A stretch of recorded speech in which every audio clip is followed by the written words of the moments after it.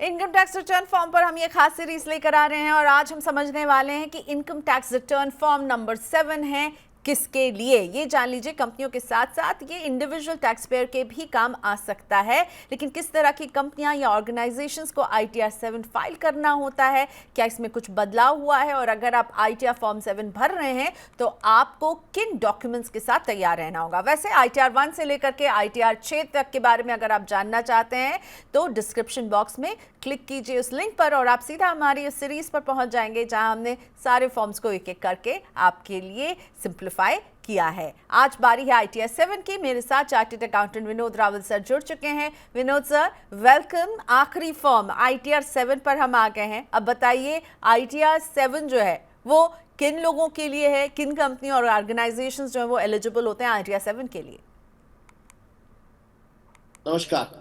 देखिए, ITR 1 से 6 ये उन लोगों के लिए था जो पैसा कमाते हैं, जो पैसा कमाने के लिए काम करते हैं। अब हम उन लोगों पे चले गए हैं जो आप पैसा कमा चुके हैं और अब आप चैरिटी की तरफ आपका दिमाग आ गया पूरा। अब आप गिव अवे की तरफ हैं, मतलब आप पड़ाव उसमें आ गए हैं कि अब क्यों ना दिया जाए। तो ITR 7 उसके लिए सरकार ने बनाया है। आयकर प्रावधानों के अनुसार 7 के अंदर आप 4 तरह के लोग ITR 7 का इस्तेमाल करते हैं। सबसे पहले वो चैरिटेबल इंस्टीट्यूशंस जिन्होंने अपने आप को सेक्शन 11 के अंदर रजिस्टर करा दिया है, मतलब जो अपने आप को चैरिटेबल ट्रस्ट जिन्होंने बना दिया है। भले ही आपने ट्रस्ट बना लिया हो अंडर ट्रस्ट एक्ट के अंदर या सोसाइटी रजिस्ट्रेशन एक्ट में, पर इनकम टैक्स के अंदर आपको दोबारा से रजिस्ट्रेशन कराना होता है अपने ट्रस्ट का चैरिटेबल ट्रस्ट की तरह से सेक्शन 11 का बेनिफिट लेने के लिए। उसके लिए सेक्शन 12 का प्रावधान है। दूसरी चीज, इसमें दूसरी कैटेगरी है पॉलिटिकल पार्टीज। सबसे ज्यादा मेरे ख्याल से आज की डेट में राजनीतिक पार्टियां जो हैं उनके लिए भी रिटर्न फॉर्म बनाया गया है। ये ITR 7 का इस्तेमाल पॉलिटिकल पार्टीज करती हैं। तीसरी जगह है, अगर आप अपने आसपास देखेंगे तो चैरिटेबल में कोई रिसर्च इंस्टीट्यूशंस जो होती हैं, जितने भी तरह की रिसर्च इंस्टीट्यूशंस हैं वो सब की सब ITR 7 का यूज करेंगी। और इसके साथ साथ नंबर 4 पे जितने यूनिवर्सिटीज और कॉलेजेस हैं वो सब इस फॉर्म का यूज करते हैं। तो ये चारों के चारों आप देखेंगे, इनमें से किसी का भी मोटिव पैसा कमाना नहीं है। खासतौर से राजनीतिक पार्टी का पैसा नहीं कमाने के लिए नहीं बनाई जाती। तो ये चारों ITR 7 का इस्तेमाल करते हैं। और ITR 7 फॉर्म के अगर स्ट्रक्चर की हम बात करें तो किस तरह की डिटेल्स इसमें मांगी जाती है। ITR 7 की अगर हम बात करें तो ITR 7 के स्ट्रक्चर में उस पॉलिटिकल पार्टी या उस इंस्टीट्यूशन के मेंबर्स के नाम, उसके बारे में, उनकी जो इनकम के सोर्सेज हैं, कहां से उनको कंट्रीब्यूशन आता है, फिर उसका पैसा कैसे खर्च किया गया है। जैसे सेक्शन 11 की अगर मैं बात करूं तो 85% जो आपके पास पैसा आता है वो आपको चैरिटेबल एक्टिविटीज पर खर्च करना होता है। अगर मैं ये कहूं कि ये पूरे का पूरा फॉर्म सेक्शन 11 और 12 से चलता है, पूरे इनकम टैक्स के प्रावधान बाकी के जो हैं वो अलग रह जाते हैं, तो उनके लिए है। तो पूरे का पूरा स्ट्रक्चर जो है वो सेक्शन 11 और 12 के हिसाब से बनाया गया कि आपने कितना पैसा चैरिटी में लिया या कंट्रीब्यूशन लिया या आपको कहीं से एड आई गवर्नमेंट से साइंटिफिक रिसर्च के लिए, यूनिवर्सिटी के लिए, फिर उसकी स्पेंडिंग कैसे हुई और उसके ट्रस्टीज कौन है, क्या उनका यूटिलाइजेशन हुआ, तो उसके हिसाब से असेसमेंट। और ITR 7 के पार्ट A में कौन सी जानकारी भरनी होती है। पार्ट A इसका जनरल इंफॉर्मेशन है, जिसके अंदर आप पूरा ट्रस्ट के बारे में आपको इंफॉर्मेशन देना होता है पूरे का पूरा, तो वो आपको वहां देना है पूरे का। और एग्जेम्पशन अगर क्लेम करना चाहते हैं, जैसे चैरिटेबल ट्रस्ट हैं, आपने बताया हमें पॉलिटिकल पार्टीज है, यूनिवर्सिटीज होंगी, एग्जेम्पशन क्लेम करने के लिए उन्हें कौन से शेड्यूल भरने हैं। देखिए, उसके लिए आपका एप्लीकेशन है, detail of schedule DA, deemed application है। उसके बाद आपका जो है पूरा आउटलाइन है इसका, मैं आपको दे देता हूं। जितना आपने एक्यूमुलेट किया पार्ट B के अंदर आप जाएंगे पूरे फॉर्म के, और उसके अंदर शेड्यूल IA में आपका जो एक्यूमुलेटेड इनकम है, इसी तरह से जितना भी आपने एप्लीकेशन किया शेड्यूल BS के अंदर detail of application and sources आप ये वहां देंगे और उसका पूरा रिकंसिलेशन करेंगे अपने कॉर्पस फंड का भी। इसी तरह से आगे शेड्यूल LA आ जाता है, जहां पे आप पॉलिटिकल पार्टीज की डिटेल देंगे। इलेक्टोरल ट्रस्ट के लिए शेड्यूल ET है। देन वॉलंटरी कंट्रीब्यूशन के लिए शेड्यूल VC है। ये पूरे का पूरा फॉर्म का स्ट्रक्चर इस ढंग से बनाया गया है शेड्यूल्स को कि जो आपको कंट्रीब्यूशन आ रहा है उसको आप एक कॉलम में देंगे।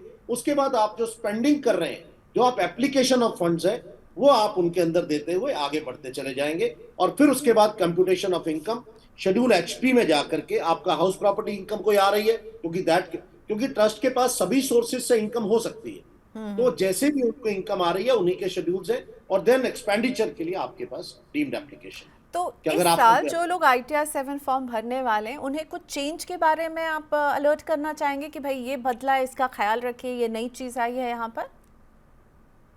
देखिए, जहां तक आईटीआर 7 की बात है, आईटीआर 7 के अंदर मेजर चेंजेस किए गए थे पिछले साल में, बिल्कुल मेजर। मतलब यहां तक अगर मैं कहूं कि सरकार अब ट्रस्ट पर ट्रस्ट नहीं कर रही है, उनको पूरी इंफॉर्मेशन चाहिए, तो पूरी की पूरी इंफॉर्मेशन उन्होंने मांगी हुई है।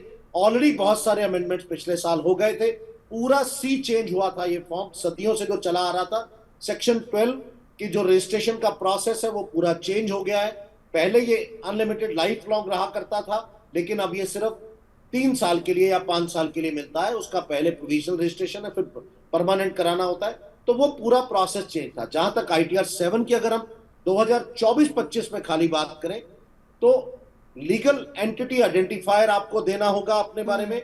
आपको आपकी जो ऑडिट रिपोर्ट है, ऑडिट रिपोर्ट की डेट और यूनिक डॉक्यूमेंट आइडेंटिफिकेशन नंबर, मैंने पहले भी आपको पिछले फॉर्म से बताया था कि इंस्टीट्यूट ऑफ चार्टर्ड अकाउंटेंट्स हम ऑडिटर्स के लिए एक यूडिन इशू करता है, जहां से वेरीफाई हो सकता है कि ऑडिट रिपोर्ट कहीं फेक तो नहीं है, या किसी चार्टर्ड अकाउंटेंट ने इशू की तो किसने की और कब की, वो वेरीफाएबल है। उसके बाद जितना भी कॉर्पस में इन्वेस्टमेंट हुआ है, वो सारा अमेंडमेंट इस साल किया गया है। तो कॉर्पस का अमेंडमेंट, आपका कितना पैसा आया, कितना आपने वापस बैंक में डिपॉजिट किया, कितना विड्रॉ किया। उसके बाद अनोनिमस डोनेशंस जितनी भी हैं उनके बारे में। उसके बाद इंटर चैरिटी डोनेशन, एक ट्रस्ट दूसरे ट्रस्ट को जो डोनेशन देता था, पहले उसकी रिपोर्टिंग नहीं होती थी, वो इस साल से मैंडेटरी कर दी गई जो है। डोनेशन मिला और जो डोनेशन अगर इस संस्थान ने किया तो वो भी बताना है।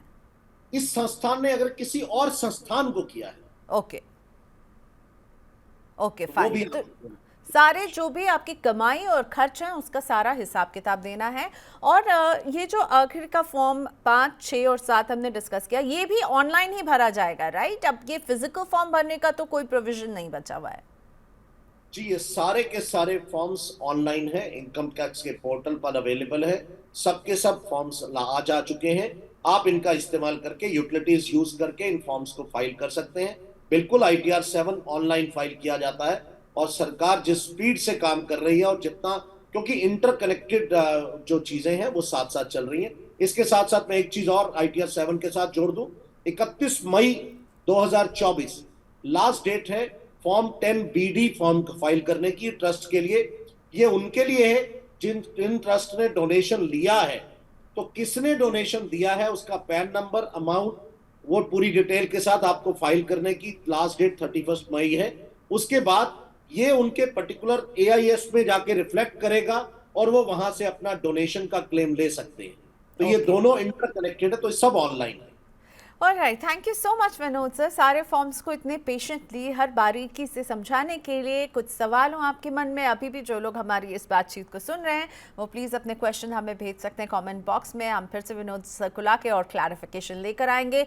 हमारी ये कोशिश थी ITR 1 to 7 उसको एकदम खोल के आपको हर पहलू को बता सके। आई होप आपको ये वीडियो पसंद आया होगा। सो ITR 1 से 7 सारे ही लिंक्स जो हैं वो डिस्क्रिप्शन बॉक्स में मिल जाएंगे, ज़रूर देखिए और मनी 9 के साथ जुड़े रहिए। हमें फॉलो भी कीजिए, और आप क्या सुनना चाहते हैं, क्या जानना चाहते हैं, ये भी कमेंट बॉक्स में लिखकर ज़रूर बताइए। शुक्रिया हमें देखने के लिए।